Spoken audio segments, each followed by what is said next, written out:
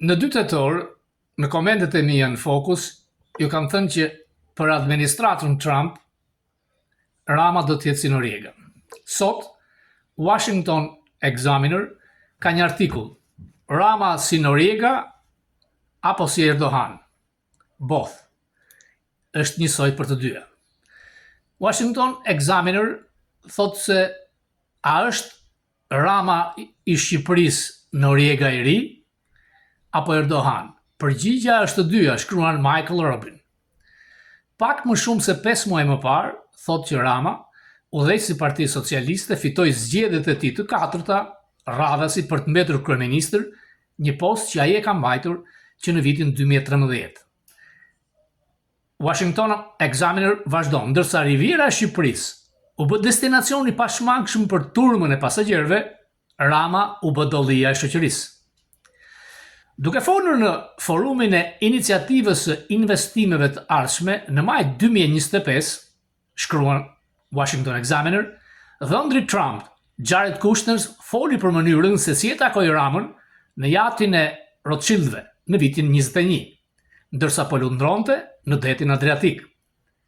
Në qershor 25, shkruan Washington Examiner, Rama ngriti një dolli në dasmën e Alexander Soros, vajzën e Sorosit, në Hamptons, dhe ndërsa diplomat ish Amerikan ngrin dolli, si dikur ambasadorja në Shqipëri, shkruan Washington Examiner, Jurikim udhtonte me varkën e Ramës dhe sipas zyrtarëve shqiptar, pranoi dhuratat e tij, ndërsa racionalizonte burgosjen e rivalëve të tij politik. Washington Examiner vazhdon, Rama e ka transformuar Shqipërinë në mënyrë që të përmbys trajektoren e saj demokratike dhe do ta bëjë atë një barë rajonale për dekadat e ardhshme. Është një sistem i prishur nga kriminalët, shkruhet. Ndoshta, mënyra më e mirë për ta kuptuar Ramën sot është si një kryqëzim midis diktatorit panamez Noriega dhe presidentit turk Erdogan. Noriega, shkruan Washington Examiner, ishte një aleat i hershëm i SBA-s, i cili u ngjit në radhët e ushtrisë përpara se të bëhej udhëheqësi ushtarak i vendit në vitin 83.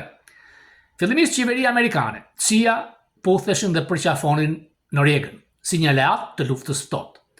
Në vitin 89, ai ishte bërë një turp për shkak të korrupsionit të tij, ekspozimit të kriminalitetit të tij, abuzimit me demokracinë dhe provave të pakundërshtueshme të lidhjeve të tij me kartelet e drogës në Amerikën e Jugut.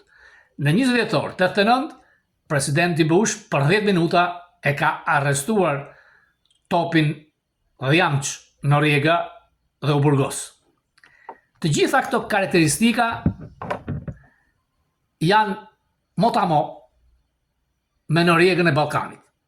Pra, ajo që ju kam thënë në 2 tetor, sot në Washington Examiner e krau djathtë të medias amerikane pranojnë përsëri. Më shumë nesër në Focus.